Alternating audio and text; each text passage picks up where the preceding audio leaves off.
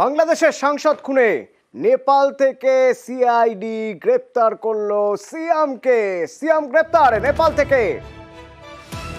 অনুপ প্রতিনিধি আমার সঙ্গে রয়েছেন। অনুপ, দুটো বিষয় জানতে চাইবো। প্রথমত, এই সিয়াম কিভাবে জড়িত, এবং দ্বিতীয়ত সিয়ামকে কিভাবে গ্রেপ্তার করা সম্ভব হলো নেপাল থেকে?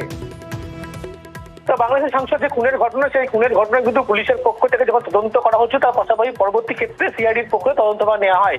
বাংলাদেশের পুলিশের পক্ষ থেকে কিন্তু টিম এখানে এসেছিল এবং এক প্রকার ভিডিও কলের মাধ্যমে কিন্তু এখানে যে অভিযুক্ত তাদেরকে জিজ্ঞাসাবাদ করেছিল, এবং যখন জিজ্ঞাসাবাদ করা তার পরবর্তী ক্ষেত্রে যখন সিআইডির পক্ষ থেকে প্রথম গ্রেপ্তার করা হয়, সেই ব্যক্তির থেকে কিন্তু নাম উঠে আসে এই সিয়ামের নাম।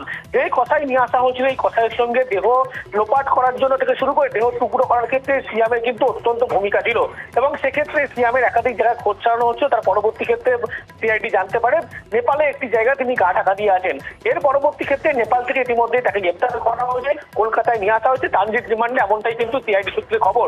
এবং এই সিয়ামের কিন্তু গুরুত্বপূর্ণ ভূমিকা ছিল দেহ লোপাট থেকে শুরু করে একাধিক টুকরো করা থেকে শুরু করে, এবং যে কোমোটের যে চেম্বার যেখানে মূলত দেহ লুকিয়ে রাখা হয়েছিল সেই সমস্ত কিন্তু একটা আলাদা ভূমিকা ছিল বলে এমনটাই সিআইডি জানতে পেরেছিল।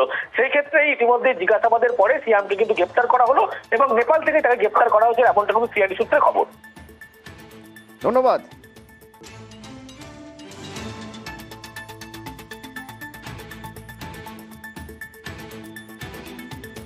কলকাতা সিআইডি তারা সেটি তদন্ত করছে এবং তাদের কাছেও একজন আসামি রয়েছে, দুইজন, একজন তারা নেপাল থেকে নিয়েছে এবং তারা আগে একজন অ্যারেস্ট করেছিল। আমাদের কাছেও আছে, তারা তদন্ত করছে, আমরাও তদন্ত করছি, তারাও তদন্ত করছে, এবং এক পর্যায়ে আমরা সিদ্ধান্ত নিয়ে যে কোনো একটি জায়গায় এই বিচারটি হতে পারে।